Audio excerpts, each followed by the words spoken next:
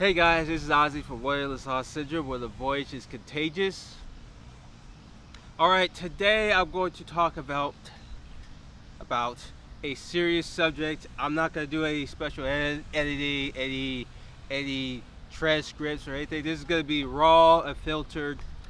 Today I want to talk about how George Floyd's death is going to affect the travel industry, especially for minorities. Alright, as some of you may have known already, George Floyd was murdered by, in my opinion, evil and immoral cops. It was unjustified, and I have my opinions, but that's not what I'm going to focus on. What I'm going to focus on is how it changes how we travel. After the incident happened, in my country, the U.S., a lot of protests broke out. As you've seen, not only there were peaceful protests, there was also rioting. It was a lot of chaos going on within my country. What's very interesting, though, is that his death not only affected my country, but around the world. So yes, we do. My country does have an issue with police brutality, but it's clear to me that it's not just a U.S. issue; it's a global issue with police brutality. So, it got me thinking. It got me thinking how, as a minority myself, how will it affect how I travel? Will it affect how I travel? I've been to many places around the world, both through the military and as a tourist. And I can tell you from my personal experience that I have never had any issues with any law enforcement around the world. I try to keep a low profile, try to make sure I don't break any laws within the country, respect the culture, respect the people, make sure that I'm not doing anything crazy. When I travel because I want to experience the culture and understand how different people think or act. And then to me, the best way to do that is try to be one of the citizens, try to fit in as best you can. With Greg Lloyd's death, it got me thinking as a minority myself. I don't really, to be honest, let me say this before. I am not a person who base people on their race. I believe in one race, and that is the human race. I don't look at people's skin color. I judge people by their character and how they treat me. If you treat me as great as you can be, I see you as family. You are my brother, you are my sister. I don't care if you are born from another mother. I don't care your skin color. If you treat me well, I see you as family and I treat you as such. And I've told that to many people around the world who's treated me like family. And that's what's important to me when I travel. With Greg Lloyd's death and police brutality, it puts a lot of fear when you travel for many minorities who travel. I mean, do they have to look over their backs when they see a cop, especially of a foreign country? You know, you get those worries for some people who travel as a minority. Now, to me, I've never had to do that myself. Like I said, I try to keep a low profile, but for many minorities, I think it's very important for them at least, to know that they are safe wherever they go. I think that's very important. Now, I want to talk about America, about travel in America. I know I might have some foreign travelers who might be on the fence about traveling to America. Let me tell you this. America is one of the safest places in the world, regardless of what the media tells you, regardless of what people who don't like the country. America is one of the safest, one of the most friendly, one of the friendliest countries you can visit. People here, Americans here, will give them out shirts. Now I know we're a bit arrogant at times, but that's just part of our culture because we value individualism. This country was founded on individualism. We tend to we love our freedoms. We want our individual rights. We are very proud to have attained that ever since this country was born. Ever since we got rid of the British Empire, you know. Here you could be whatever you want to be as long as you're not harming or stealing or threatening to do both. You can be whatever, you can be whatever color, you could come from whatever background, you could be gay, you could be heterosexual, you could be transgender, you could be whatever you want in this country. You could assault our leaders. I know some of you are not big leaders. I know some of you are not big fans of the president that we have now. I can understand that. But that's the wonderful thing about this country. When you visit here, you can say whatever you want, and at the end of the day, no one really cares. You could be whoever you want. You could do whatever you want. As I said, as long as you're not hurting or stealing from people or threatening to do both, you're fine.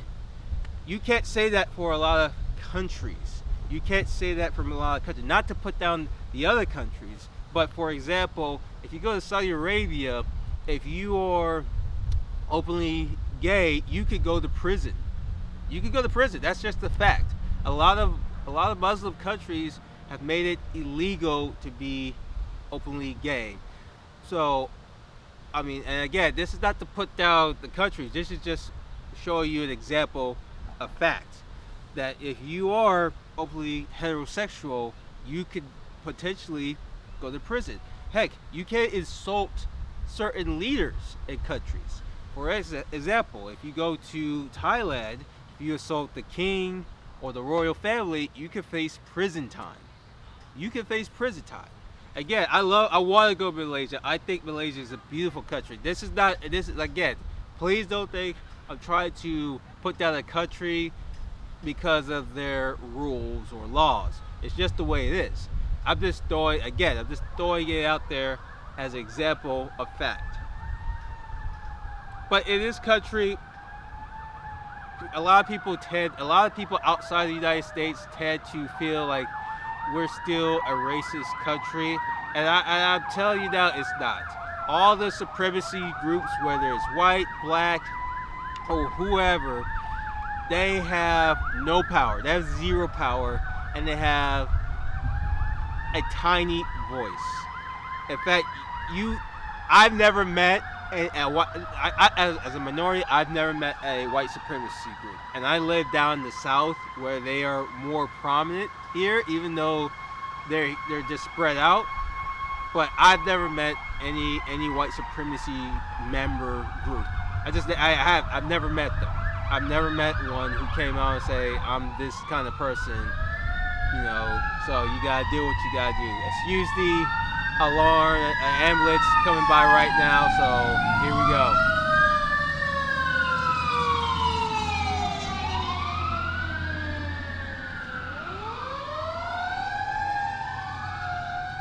Or a fire truck, sorry. Alright, but so if you are on the fence as a foreign traveler looking to come to the United States, I'm telling you, it is a safe country, it is a fun country. I think once you visit here and see what this country has to offer, I think many of you will fall in love with this country. I think what I love about the United States is it's like 20 different countries, it feels like, into one country, and it's so big, it's so diverse, there's so much things to see, so many people to meet, so many things to eat. America is a safe country, and it's fun. I love this country. I love this country. I love it. That is my home country. I'm very proud to live here as an American, and I love the freedom that it gives me. Like I could go to many places around the world as an American with my passport, with my U.S. passport. I could go to so many places and see and experience stuff thanks to the freedoms and the individual liberty I get from this country. Not many countries can say that. All right, so back to the topic at hand.